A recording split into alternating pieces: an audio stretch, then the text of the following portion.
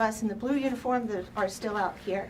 So again, like I said, we have about an hour. So with that, ma'am, the floor is yours. Great. Thank you, General Cook, and hello, everyone. Happy New Year, and thank you very much for joining General Welsh and me for about an hour this afternoon. Since becoming the Secretary of the Air Force about 13 months ago, our Air Force has dealt with many issues that are enormously critical to our national security.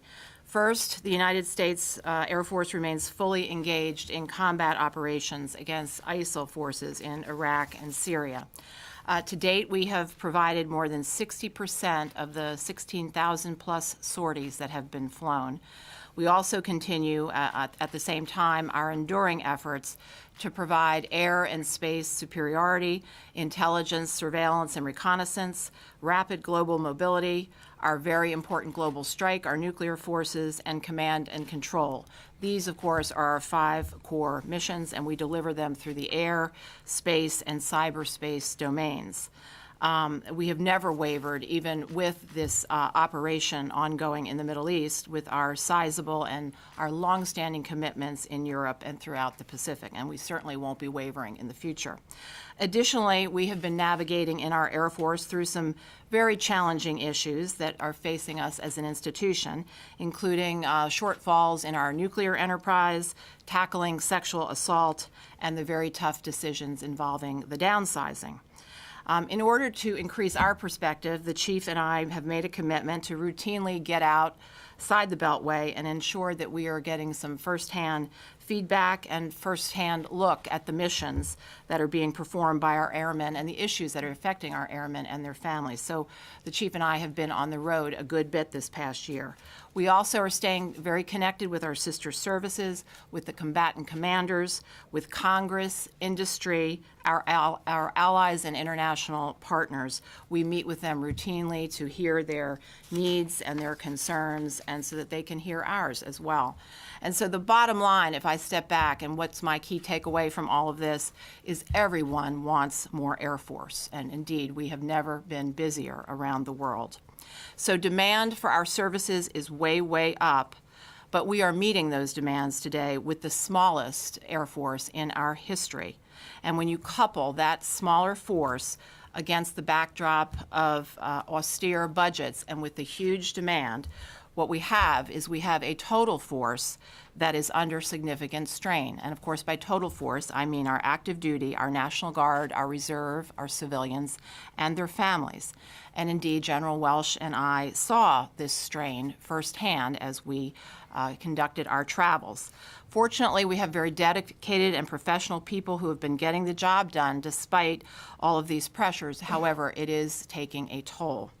Let me now briefly talk about the FY15 budget, as well as a bit of an outlook for FY16 and beyond, and then General Welsh and I would be very happy to take your questions.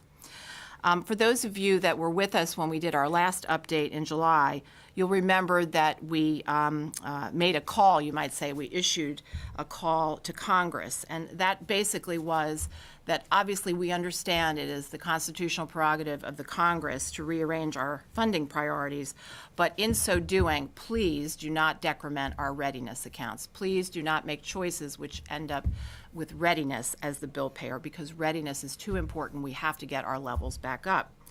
Well, of course, as you know, we cannot accomplish our duties without congressional support, and in that spirit, I want to now step back and thank the Congress, particularly the defense committees, for supporting our Air Force readiness and our modernization going forward. In fact, the Congress appropriated the overwhelming majority of the Air Force portion of the defense appropriation budget request for FY15. Indeed, we ended up with a higher top line than our original request, which I think is recognition of just how necessary and valuable our Air Force is in the world today. Now, with that said, of course, we did not agree on everything.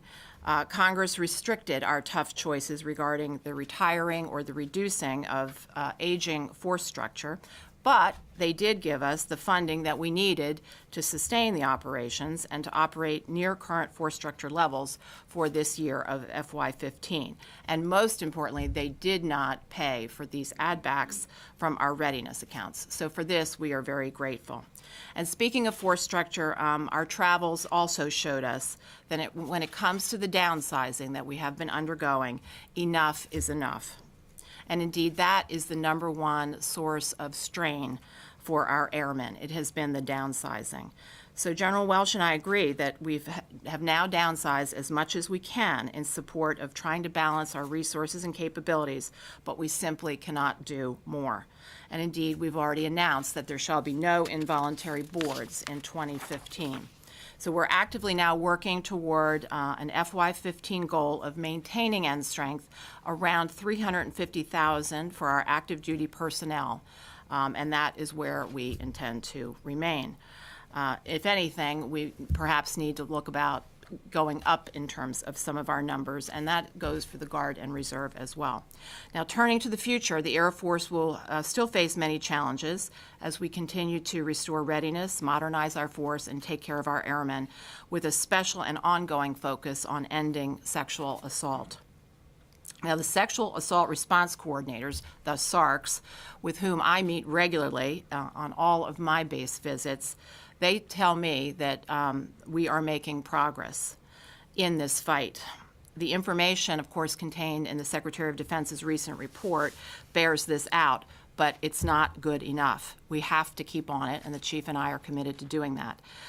This past Monday, I kicked off our Sexual Assault Prevention Summit, where we have brought together over 150 airmen from different ranks and backgrounds to have discussions and workshops, and particularly to focus on the issue of prevention. And this is just but one of the many ongoing efforts which is designed to demonstrate that we will give this persistent focus, persistent leadership, and persistent action going forward. Now, turning to FY16, we are going to be asking the Congress, of course, to eliminate sequestration. We will renew that call, as well as to allow us to get rid of excess base infrastructure. We'll be renewing that as well. And we will once again ask for the authority to divest some of our older aircraft in order to free up money to plow back into people, readiness, and modernization. Keeping in mind, as we've said many, many times, if sequestration does return in FY16, it will have very, very serious and devastating effects on some parts of our Air Force. We will, of course, ask Congress to resource our manpower requirements to meet mission, force structure, and readiness needs to support the combatant commanders. General Welsh, by the way, has coordinated very, very closely with our combatant commanders as we assembled the FY16 budget, and indeed we are committed to meeting their most pressing needs. We can't share too much today, but after the budget is submitted, we certainly will have a lot more to say about what our key investments are, and these will be investments in the nuclear enterprise and cyber, space, our National Guard and Reserve forces, and ISR, intelligence, surveillance, and reconnaissance. I do, however, have a few announcements today to share with you with regard to ISR. Last June, I visited Creech Air Force Base and saw our remotely piloted aircraft ISR mission firsthand. Of course, the chief has been there many, many times. The airmen who perform this essential mission do a phenomenal job, but talks with the RPA pilots and the sensor operators and their leaders certainly suggested to me that this is a force that is under significant stress from what is an unrelenting pace of operations. Now, these pilots, just to give you a little color on this, fly 6 days in a row. They are working 13, 14-hour days on average. To give you a contrast, an average pilot in one of our manned Air Force aircraft flies between 200 and 300 hours per year. Again, these are averages. But in the RPA world, the pilots log 4 times that much, ranging from 900 to 1,100 flight hours per year. And again, this is very stressful operations because mistakes can cost lives. Finally, I learned that many of our experienced operators are nearing the end of their active duty service commitment, which means they will have a choice. in the not-too-distant future to either stay with us or leave the Air Force. Now, to start working on these problems and to remedy some of these issues, I want to share with you some of the steps General Welsh and I are taking now to address it. Our plan is designed to immediately relieve some of this strain while still meeting the combatant commander requirements. And then we, of course, recognize we'll have more work to do for the somewhat longer term to address the people side of this very important but nonetheless high-demand weapons system. So here are the near-term steps. We will maximize the use of the National Guard and Reserve, and indeed, we will be redirecting some resources in order to provide the money to bring additional personnel on active duty. Number two, we will seek recently qualified active duty RPA pilot volunteers to deploy for 6 months to some of these distressed RPA units. So these are folks who have been RPA pilots, but they've gone back into their original airframes perhaps. We will seek volunteers in that category to come back into the RPA world. And number three, we will delay the return of some of the RPA pilots who are on loan to the RPA world from other airframes. So those three items we are acting on now, and we believe that this will provide some near-term relief to the ops tempo and to boost the quality of life concerns of this force. Now, we're also looking at pay. Previously, policy did not allow us to offer retention bonuses to RPA pilots who are only qualified to fly unmanned platforms. We think we need to get this changed, and we're working to do so.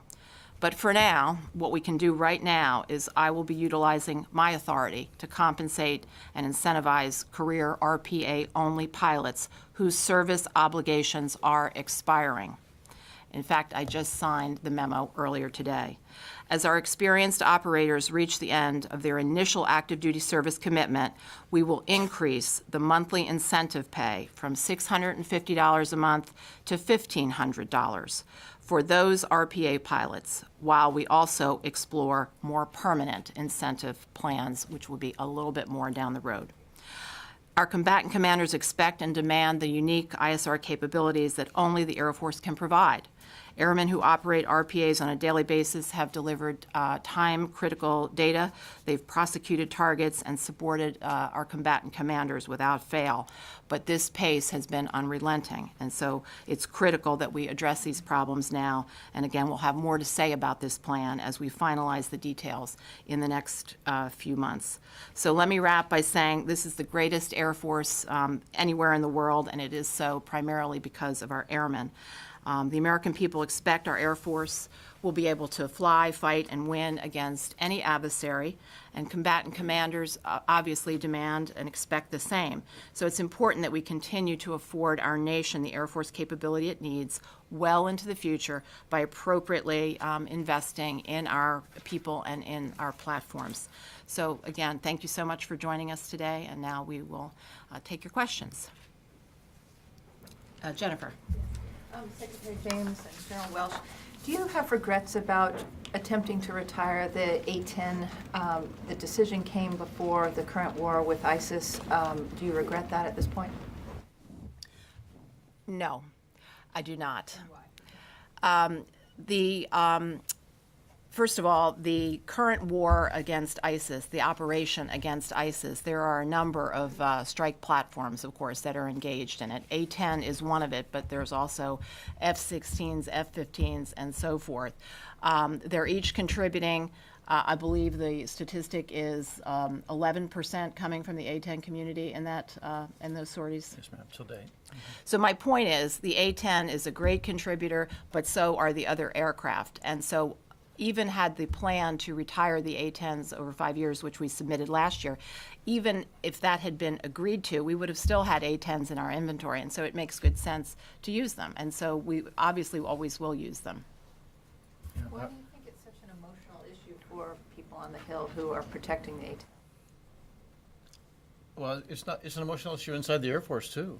I would be disappointed if the people who flew the A-10, if the people who train with the A-10 weren't emotional about this. They love their airplane. They should love their airplane. I would expect that. For the Air Force, it's not an emotional issue. It's a sequestration-driven decision. We don't have enough money last year or this coming year to fund all the things that we currently have in our force structure. The good news is last year, although we weren't allowed to move forward with the plan we recommended, we were funded to continue operating the A-10. And if we have a conflict that we can use it inappropriately, we should absolutely use it. It's been intended to be around until 2019, or even under our initial recommendation, and our intent would have been to use that great platform and the great people who employ it anywhere we could. It's not about not liking or not wanting the A-10. It's about some very tough decisions that we have to make to recapitalize an Air Force for the threat 10 years from now. Barbara? General Welsh, can I ask you about, you've spoken here a lot about drones, RPAs. The combat lessons that are being learned from the use of drones, whether it's the fight against ISIS or airstrikes in Yemen, just operationally out in combat, people seem to think airstrikes are, the thing that solves the problem out there. What are the limitations that you're seeing in terms of lessons learned in combat from the use of drones and airstrikes more broadly, in terms of limitations of what they can and can't do on achieving military combat objectives? Yes, well, in general, not speaking to a specific operation, but in general terms, our RPA fleet is predominantly the great majority of the time used for ISR, not for strike activity. We have the capability to conduct strikes from some of our ISR platforms, our RPA platforms, and so we've taken advantage of that. But that is not the primary use that we use them for in most military operations. The limitations of using an RPA to conduct a strike are very similar to the limitations of using an aircraft to conduct a strike. You have to identify a target. You have to clearly try and deconflict friend from foe. You have to minimize civilian collateral damage. Same problems you have in a manned aircraft. Some of the limitations in using RPAs is that you're trying to develop situational awareness through a very narrow aperture view, as opposed to having a pilot over the battlefield looking and using the human brain sensor, which is a pretty good sensor for situational awareness, to assist you in that effort. So ideally, you'd have both tools available to you. Having people on the ground assist because it helps you point at the highest priority targets. It also helps you deconflict friend from foe easier if there are people on the ground with friendly forces. All those factors apply everywhere we are using RPAs today as they would in any other place that we use them in conflict. Do you think that there's just too much emphasis at the moment on the air part of the equation, that everyone thinks you're going, from the air, you can defeat ISIS, you can defeat Al-Qaeda in Yemen, when defeat may not be what is possible from the air? I don't think, speaking specifically to ISIS, the DoD approach is not to defeat ISIS from the air. The intent is to inhibit ISIS, to attrit ISIS, to slow ISIS down, to give a ground force time to be trained, because a ground force will be required. You don't dictate in states from the air. You can't control territory. You can't influence people. You can't maintain lines of control after you've established them. That will take a ground force, in this case, a coalition ground force that's being trained now to try and make that effort, and we'll support it from the air. Amy? Yes, ma'am. Amy Butler with Aviation Week. I have a two-part question on the Joint Strike Fighter. First, with regard to the IOC, last year there was some discussion about when the Air Force's IOC could actually happen, in part because of the maintainer issue coming from the A-10. So I'm curious if you can give us your current thinking on when it is likely to be able to declare IOC, and if you're looking at maybe changing the parameters for IOC, or how you're going to achieve that. And then secondly, bigger picture with the Joint Strike Fighter, whenever you do IOC, whether it's 2016 or 17 or whatever, these jets are dribbling into the service. They're not going in at the rates you wanted. So this thing will not become wholly influential until years after you expect it. There's a lot of talk among the technology people that stealth at that level won't become obsolescent, but that it will be at a risk of compromise because of the proliferation of high-frequency radars and integrated air defenses. So I'm wondering if you're looking at how to address that issue. And obviously that's not an issue for today, but it's an issue probably 5-10 years down the road. I'll try this one, boss. First of all, I believe that 35 IOC will be as scheduled between August and December of 2016. I've seen nothing that changes my opinion of that. I'll tell you this, IOC is an important term because it's initial operational capability. It means that we will have the ability to deploy a number of aircraft to conduct operational activity should we desire to do so. FOC, to me, is the key date. That's when this airplane should be fully capable of doing the things that we put in our requirement set for it to do. So our development of capabilities that aren't available at IOC has been part of the plan the whole time. It's been the plan of every airplane we've ever bought, as far as I know, at least recently. So you get the airplane, you have initial capability, you continue to develop the capability through new software upgrades, adjustments you find during initial operational test, and by the time you declare it fully operational capable, that means it now meets the requirement set that you defined. That's the ultimate goal. And so that's where we're focused. I don't see anything that leads me to believe we're changing from those timelines. In fact, I'm fairly comfortable with where the F-35 stands today. None of the things that are coming out from the JPO as far as concerns about software development, et cetera, are real surprises. This program has tracked pretty much along the milestones set in the rebaseline in 2011. I won't talk about before that. But since then, it's tracked pretty consistently along the price curves and all the milestone points since then. And we must continue to do that. The big challenge for us is operationalizing maintenance for the airplane, making sure the ALICE system is capable of supporting deployments, and that's what we're focused on right now. So I feel pretty good about that, but remember, for me, the focus is capability at IOC, fully capable by FOC. Stealth is an interesting discussion because people tend to identify a piece of it and think someone will compromise that piece and therefore stealth's no longer valuable. The reality is that stealth is a combination of things. It's not just low observable, it's also speed, low observability, different ways of collecting data, different ways of transmitting and protecting transmissions. It is a way of breaking kill chains if you're sitting in an airplane or flying an unmanned aircraft. And while we may have a new radar developed that allows an acquisition radar to see an airplane, that doesn't mean it can pass the track off to a radar that will then guide a weapon to be able to destroy the airplane. As long as we break the kill chain sometime between when you arrive in the battle space and when the enemy weapon approaches your airplane, you're successful using stealth. And I don't see anything that indicates that is not going to be true 10 years from now. Okay, and just to make sure to clarify, General Bogdan had told the press back in December that the maintainer issue actually could be a showstopper. I want to make sure I'm clear. You don't think that the... I'm talking about in development of the aircraft. The maintainer issue is not an F-35 program issue. The maintainer issue is an Air Force problem. Yes, sir, but it is critical for IOC declaration, correct? And we will look at, well, you have to have enough to operate your initial detachment of airplanes, but we will have enough for that. Okay, so you will have enough maintainers in December to declare IOC? Yeah, we have enough people to prioritize this to the point where we will be able to get to IOC. Okay, thank you. And by the way, we've got some help from the Congress in this as well, in freeing up maintenance folks from other organizations that allow us to get there. Aaron? Thanks, Aaron Mehta with Defense News. I was wondering if you can speak, just to clarify, you said you will attempt again in the next budget to retire some aircraft. Is that the same aircraft, the same groups of aircraft that you talked about in the last budget trying to retire? Secondly, can you talk maybe generally about how the operations against ISIS have impacted the budget request? Is there certain areas that you felt you need to plus up or could take away from because of those operations?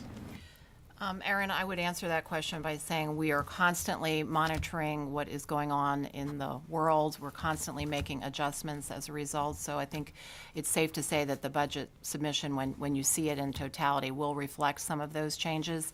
And in terms of the retiring of the older aircraft and will the plan be identical to what it was, I doubt it will be identical, but there will be some similarities. Yes. Jeff Schogel with Air Force Times. We're very interested in the new pay for RPA pilots. I just wanted to clarify, is this for all pilots or just those nearing the end of their active service commitments? It's, as you know right now, Jeff, RPA pilots get the same flight pay that a pilot in any other airplane gets. The difference in the two communities is that right now, pilots of manned aircraft, when they reach the end of their initial commitment, they are offered the aviator continuation pay, which tries to keep them in the service for a period of time after that at up to $25,000 per year. That is not available to RPA pilots. So as an interim measure, what the Secretary has done is got approval within her own authorities, has approved plussing up that monthly $650 flight pay for RPA pilots to $1,500 a month as an interim step. The next step is to pursue aviation continuation pay similar to what our manned aircraft pilots get for the RPA force. Sure, I just wanted to make sure it's for all RPA pilots? This is for RPA pilots that we're currently operating in the MQ-1 and MQ-9, So we're talking. is the initial look. But the proposal for aviation continuation pay is going to be broader look. We'll look at where it should apply across the community. That's effective this month? Boss, I'm not sure what the actual Let start date let was. us get back to you right after this on that. Just we'll double check the We effective can date. give you that answer. One way to tackle the shortage of RPA pilots, which I don't think has been explored, is allowing non-commissioned officers to fly them, such as the Army allows non-commissioned officers to fly Scan Eagles. Is that something the Air Force is interested in looking at? Actually, we're looking at two things related to what you just said. One is, yes, we should look at the enlisted force as a potential approach to move RPA pilots. There's some pluses and minuses and second order effects of that. We're looking at those now, and I'll come to the boss with recommendations in the relatively near future. And the second step is to look at other services who might be divesting themselves of aviation assets and see if there's an interest in the crews for those assets of moving into the RPA business. So we'll look at that as well. One last one. Secretary James, you said you have delayed the return of RPA pilots on loan elsewhere. I wasn't quite sure what you meant by that. Could you? So pilots who have been trained and who specialize in another airframe may spend some portion of their career in the RPA field. Some portion, but then the idea is to go back to the original airframe. So we would delay that going back for some of those pilots. How long? Right now, Jeff, specifics to give you a context, we have about 38 people who are on alpha tours into the RPA community from other airplanes. They're scheduled to go back this summer. Of those 38 people, we are talking to each one of them and asking them about staying. That's where we are right now. We know there are 5 of them who've already been matched for other jobs. They'll leave. The other 33, we're going to just ask them if they would consider staying in light of having these other things that are going to come in to try and help the schedule problem that they're facing. Our crew force out there actually will tell you they enjoy the mission, they like the work, Yeah, they're excited about the future. They're just worn out because this is not a new problem. It's been going on since 2007. As the requirement keeps increasing and all our solutions to it keep lagging the requirement change. And so we have just got to get ahead of this. The biggest problem is training. We can only train about 180 people a year, and we need 300 a year trained. And we're losing about 240 from the community each year. So losing, training 180 and losing 240 is not a winning proposition for us. And the reason is because we are only 63% manned in our RTU, our training unit for RPAs, because we can't release the people from the operational units who are flying the operational support to go be training instructors. And even the people in the training units who are there, about half of them daily are flying operational support missions. So we have got to get ahead of this training curve or the enterprise is going to have a major issue. And that's what we're trying to get done right now. Julian. Thank you. Julian Barnes, Wall Street Journal. Just to follow up on this, has the pressure and the strain on the RPA pilots led to a decline in the number of caps that you can put out there at any one time, or a slowdown in any hoped for growth that you had in the number of classes? Has there been an operational effect? Obviously, on these individual pilots, a lot of extra hours, but have you had to reduce what you can provide combatant commanders in terms of? Yeah, Julian, no, we have not. We've met the operational demand signal, but we're doing it by putting people in a position where they're not having a debate whether they want to continue doing this. And that's not a healthy debate for us over time, or for the combatant commanders over time. Is this something, just to follow up quickly, that do you think these initial steps that Secretary James, you've outlined here, is this just a first step, or are you going to need something more from Congress, do you think, in order to, build up the number of pilots you need? These are first steps, and within the next few months, we'll have a more robust plan, so to speak, but these are the immediate actions with more to follow. Yes, second row. Sandra. I wanted to ask you about the Deputy Secretary of Defense, Bob Work's initiative to invest in innovation.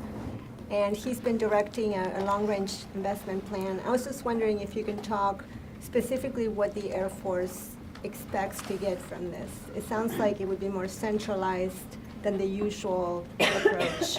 So anything specific that you can say that you would want the Department of Defense to invest in, and how the Air Force would apply that new technology? I would offer that if you're a service founded from technology, and to be successful, you're required to stay on the leading edge of technology over time. Anything that drives innovation within the Department of Defense, which will likely benefit science, technology, research, development, is good for us. We are actually, under the Secretary's guidance now, putting together a new strategic master plan that includes an annex that is purely science and technology, prioritization, ideas for the future, technology we can use to change the way we do business. That will tie very closely into this effort, and we think we have a number of ideas that we will feed into this Department of Defense effort, and it may assist us in moving faster in some of these areas, or it may give the department ideas for how they can move forward with other services in these areas. Can you talk about some of those ideas? Oh, I think some of the standard ones are things like hypersonic technology, how you would use it, how you wouldn't, how quickly can it be developed. The new Advanced Engine Technology Demonstrator is a great example of a place where we can not only get better performance, but save maybe as much as 25% of fuel costs. If we can prove that, we need to get that fielded on as many airplanes as we can, as we can afford over a reasonable timeline, because that's a game changer in cost with the number of hours that we fly airplanes around the world. I think directed energy and how you apply it, I think there are great applications in the IT world. Quantum computing springs to mind, although I won't tell you I can understand it completely. The possibilities of how it could be employed are really kind of stunning. I think there are things in individual human capital development in terms of education, training. How do you interest people? How do you teach people as we go forward over the next 20 or 30 years? I think the possibilities here are just endless. When you say directed energy, do you mean like the Navy's laser gun? Would you want something comparable to that? There are lots of applications that you could use for the Air Force. We should piggyback on successful efforts in other services like the Navy. We should be looking at laser defense against air-to-air missiles or surface-to-air missiles. We should be exploiting laser communications. There are a number of ways that we should be moving forward in a lot of these areas. So this is exciting to us. This is a great opportunity in my mind. Yes, sir, second row. Pat. Staley. Secretary James, why should a new entrant in EELV certification believe the Air Force is performing in good faith with its stunning 6-month delay in certification for EELV? I think we were all disappointed that SpaceX was not certified by the end of December. We had high hopes. However, they have come a very long way. 80% of the criteria were met. 20% are still to go. And this is real engineering work that needs to be demonstrated. This is not a paperwork shuffle. So I hope SpaceX knows that we're operating in good faith. General Greaves, the certifying official, personally put a great deal of time and attention on this, resources, people, and money to try to make sure that we were doing everything that we needed to do to get this over the finish line. As far as I'm concerned, this is not a question of if they will be certified, it's a question of when. And as you pointed out, it's still some months away, but I am certain that it will be there. And the last point I will make is that this certification process is written down. It is contained in a proprietary document called a CRADA, which stands for Cooperative Research and Development Agreement, and it was signed by both parties. It was signed by the Air Force, it was signed by SpaceX, and this lays out in detail what needs to happen.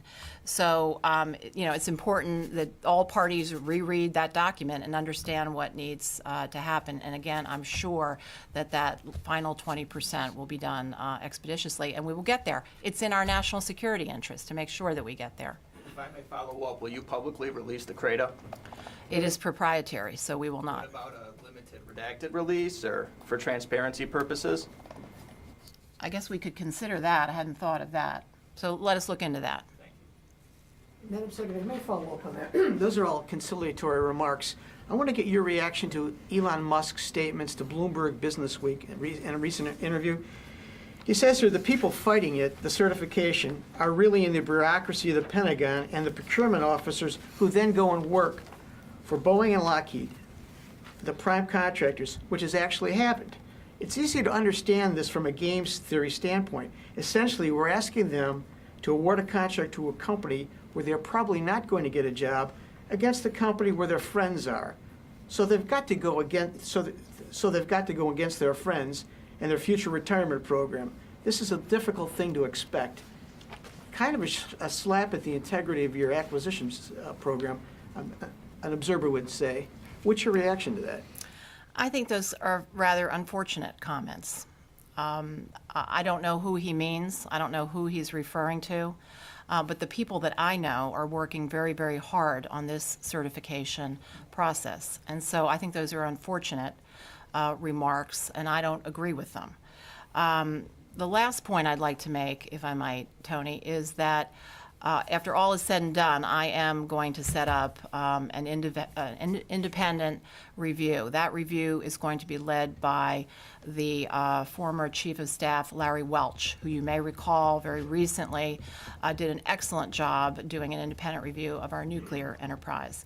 And so he has agreed that he will take this one on. We're finalizing the details of what the work plan will look like and so forth, because I'm one who thinks that any process, which we've now been operating under this process for about a year and a half with SpaceX, what have we learned from it? Are there ways that we can streamline, speed it up, do things a little bit differently, but still, of course, protecting what we call mission assurance. Mission assurance means we want these satellites to be launched without failures, without crashes and burns, which, by the way, we had some spectacular failures in the late 90s. And out of that, the process and procedure and what we now call the certification process essentially was born.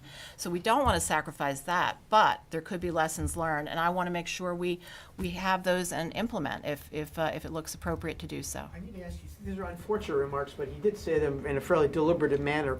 Are you going to communicate your displeasure to him directly? And might this ripple effect through the Air Force certification process among your acquisition professionals and say, who might want to say, to hell with him?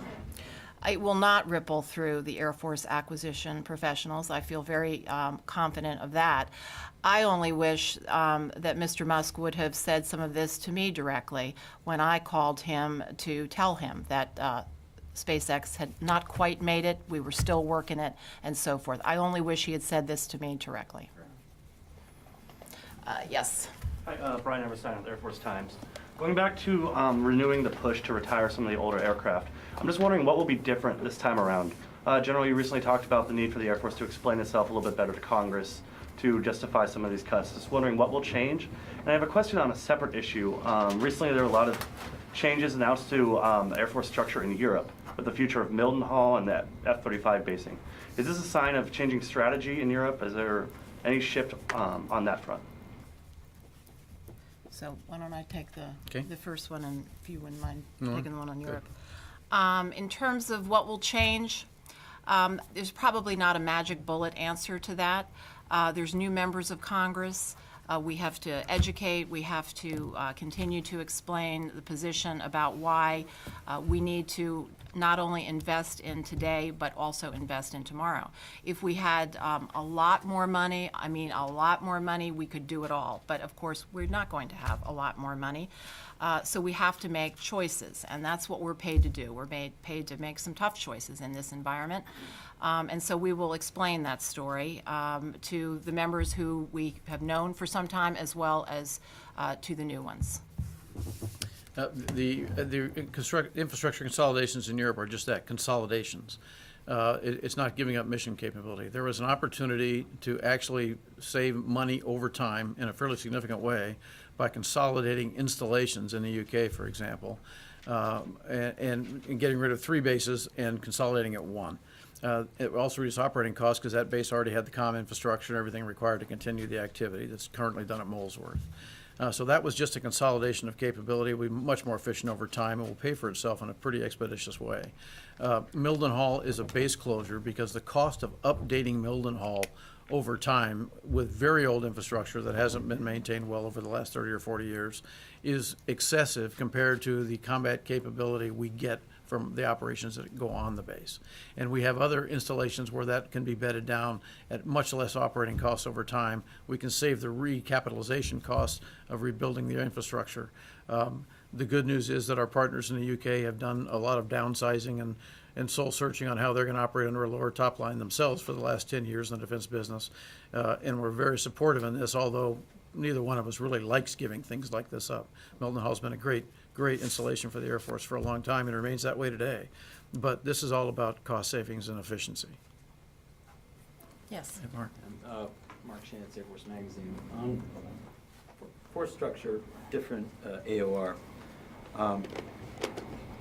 The Air Force has been pouring a lot of MILCON into what used to be expeditionary wings in places like Al-Udeid, especially over the last year. I don't know whether it's spiked in the aftermath of OIR.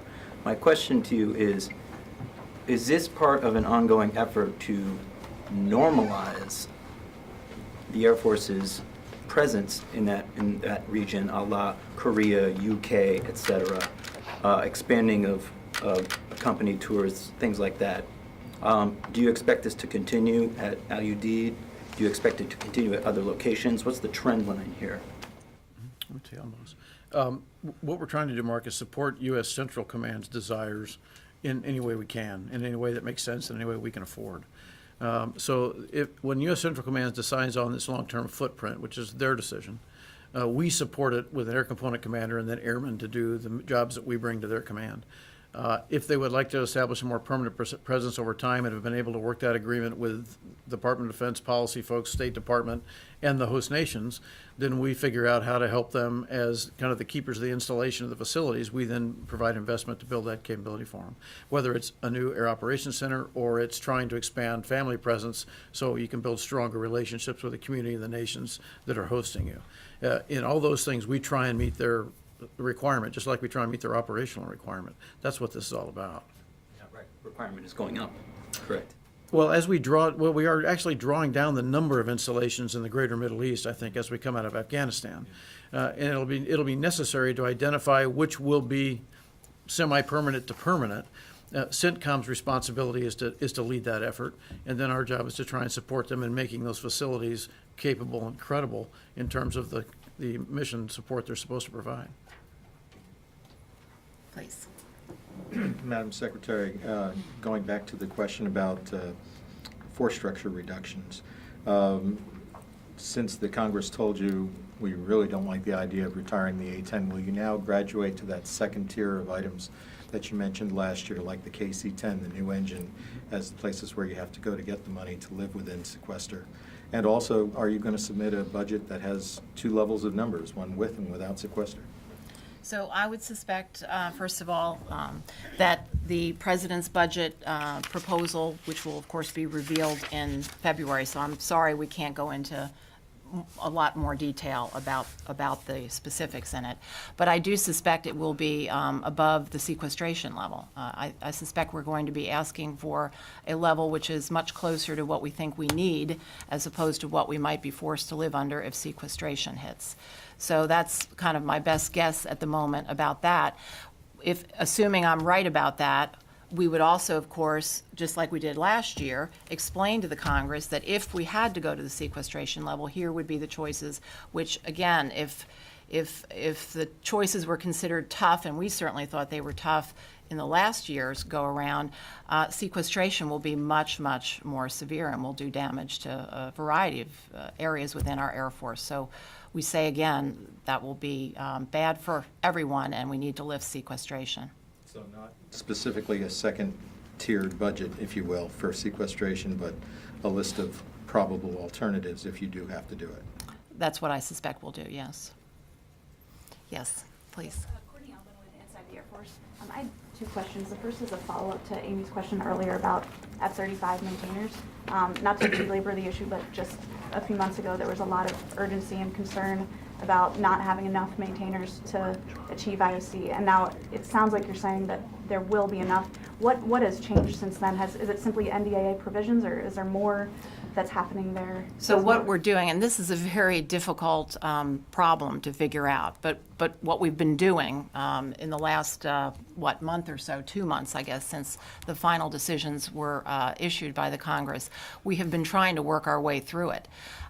We think we're getting close to a solution, which is anything but a perfect solution.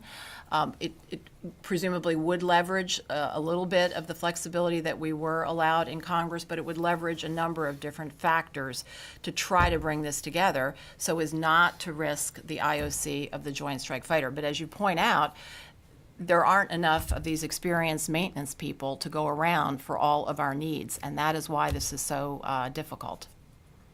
If the proposals that we come forward with are not agreed to, then IOC is a risk. But we are now to the second set of solutions beyond what we thought was the best military approach, because we haven't been allowed to take that. We don't have 1,000 extra maintenance people waiting for a job. They're doing other work. We have to get them into a new platform by taking them out of something else. It's the only way to develop them, or hire contractors, or delay IOC. Those are the three, and there's some combination of those things that have to happen. We don't like the option of delaying IOC. So if we will do everything we can to come up with other creative solutions that will be painful in different ways, to try not to do that. And when will those solutions start to be implemented? And is this something that is already happening? You're already This is something we've been working with folks on the Hill for a while to try and come up with a solution to get this done, and within the department. And I think as the budget rolls out and we get into the discussions on the budget and the timelines of supporting the F-35 IOC and beyond, it'll become pretty clear. The other question I just want to ask was on the rocket engine development program. Congress provided an extra $220 million for that. How do you expect the Air Force will use that to speed up current processes, or what is, I guess, the status of that? Right, so we're trying to work through those details right now. We don't have it fully fleshed out, but we're appreciative of that money. That'll kickstart the effort so that we can, as we've said many times, get off of the reliance on the RD-180, the Russian engine. But we don't have all those details fleshed out yet. Yes? In last year's QDR, for foreign policy. In last year's QDR, the department announced the decision to cut 10 Predator and Reaper combat air patrols, and I was curious if the demands out of CENTCOM and the fight with the Islamic State have forced the department and the Air Force to reconsider that decision, and if that total number does go up, how does that exacerbate some of these manning challenges that you're talking about? As far as I know, these numbers get confusing sometimes, but the number of caps is on the upward trend, not on the downward trend. The answer is yes. We had to reconsider the decision because of the new activity that was not projected at that time, and it's exacerbated the problem. That's why we have got to do something right now to stabilize this workload issue. We thought we were drawing down and had a plan in place to man this enterprise that would, if we had actually drawn down, we'd be fine right now. 55, is that the number that was the plan? There's been a lot of discussion. 45, 55, we've been on a plan for 55. And we've been. That's going up? It's increasing. To a number you can share? No, ma'am. Because I'm not real confident where it's going to, but it is increasing. Yeah, these numbers do get confusing. Yes, in the back, please. On that same issue, how much money does the Air Force spend right now to train these 180 or so RPA pilots, and how much money would it take to spend the 300 or so that you would need? Yeah, that's a great question. I don't know the specific answer, but I'll get it for you. I don't know what the cost is per student. I'd have to get that for you. How much do these measures you've just announced, these initial measures, cost roughly, or is there a cost to them? Is it just a matter? The only cost to the initial, there's a very small cost in terms of the aviation bonus intended to keep a number of people in the career field. There aren't that many of them who are coming to the end of their tenure, so that's not a very big number at all. There is a cost associated with expanding support from the Guard and Reserve units that fly RPAs today to expand their manpower so they can bring more people full-time to be able to support more CAP activity. That comes out of an MPA pot that we have in our budget already, but there will be a cost associated with it. And if we continued it over time, we'd have to include it as part of an appropriation request. We can cover it this year, but in the future, it would have to be part of an appropriation. That would be the big cost right now. The funding for up to 300 people in the training pipeline is in our budget. We had planned on being there by now. So we have programmed for that. I just don't know what the amount is, but I can get that for you. We are at the 5-minute mark. Okay. Hi, Louis Martinez Louis. with ABC News.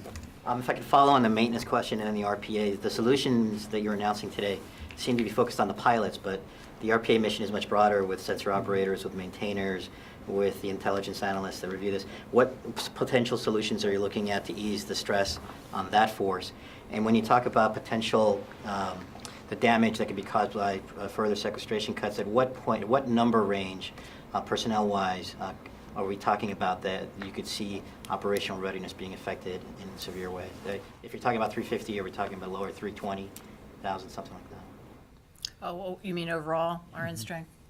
Can you do To the RPA? rest of we've been working the RPA retention issues for the entire force for a while now. There have been a number of initiatives, Louis, and we can give you a list of things that have been done over time. The crisis right now is with the pilot force because they are reaching because of the way their tours of service are organized. We are reaching a point where some of them can go.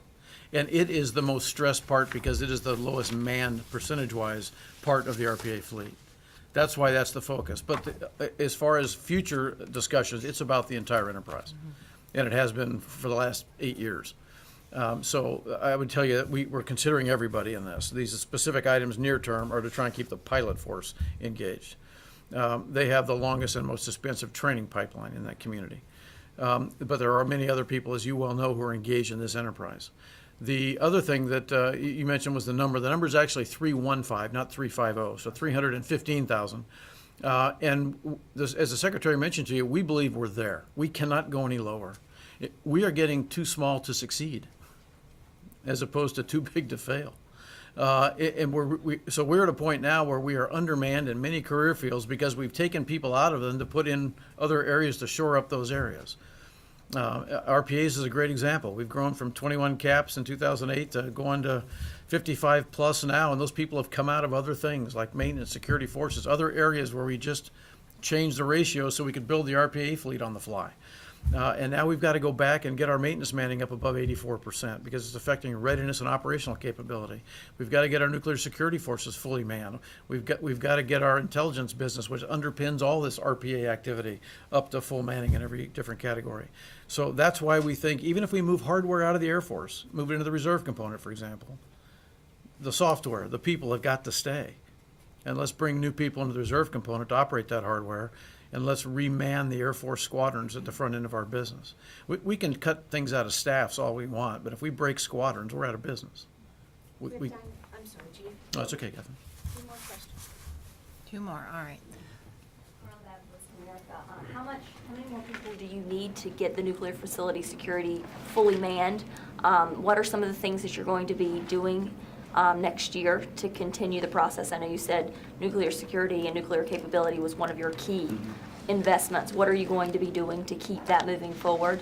And about what is the % of the budget that you're going to be using to invest in nuclear? So in terms of the manning, we have redirected, I should say, about 1,100 people to plus up the nuclear forces. Furthermore, there's 8 what we consider critical specialties, and we're going to make sure that those are 100% manned. So as you heard the chief say earlier, as we were talking about the broader Air Force and why we're so passionate about not going any lower in terms of overall numbers, one of the things that certainly I've discovered as still a relatively new secretary is that we are undermanned in lots of areas of our Air Force. But we're not going to be undermanned in these 8 critical nuclear. So we've, doubled down the effort on that. So that's the manning. In terms of additional initiatives and whatnot, we've announced quite a few, and there's a long-term effect of these. So we're going to be continually monitoring how are we doing with these initiatives and prepared to tweak or change and that sort of thing as opportunities seem to present, but we'll be obviously tracking that plan very closely. And in terms of money, again, I'm sorry we can't, share the specifics of the money at this point, but this will be an area of additional investment next year as well as over the 5-year plan, which, of course, that will all be public in February. Yes, sir. David Lerman with Bloomberg. Just wondering if you can give us any update on the new bomber program. Is the competition still on track? Any update to the timeline for an award for that? And could you also just speak to the urgency of it, some sense of how urgent it is? And if it is urgent, why is it better to spend all this time and money designing a new aircraft instead of just buying more B-2s? So the competition, there's really nothing new. It's on track. Best guess projection I would give you is sometime in the late spring, early summer. And no real changes to the program, sort of steady as she goes from things that we have explained before. Do you want to talk about the operational, the need and so forth? Oh, I think, first of all, B-2 is going to be a pretty old airplane now. You know, compared to the B-52, it's pretty young, but compared to most other aircraft that are able to operate in the environment 15 to 20 years from now, it's old. The timeline of the mid-20s for beginning delivery of the long-range strike bomber allows us to start retiring the B-1 fleet, the B-52 fleet, over about a 15-year period, so that by the time we get to 2040, we will still have B-2s in the inventory, but the same limited number we have now. And hopefully by the mid-2040s, we'll have roughly 80 to 100 is the target number for long-range strike bomber. We've stuck with that number for a very specific reason. We believe that's the number it takes, after doing some very significant operational analysis, to do nuclear deterrence and to do a large-scale air campaign. You need that number of bombers to actually turn the number of sorties you have to fly. It's a pretty mathematical equation. It's the right number. And so we're trying very hard to keep price as an independent variable so we can afford that number of airplanes. And staying on a very deliberate track in this program, limiting requirements, changes, and growth, staying on the acquisition timelines are really, really important to us in moving this program forward. So that's the approach, and right now, I'm really comfortable with it. We're about where we need to be. We are, yes.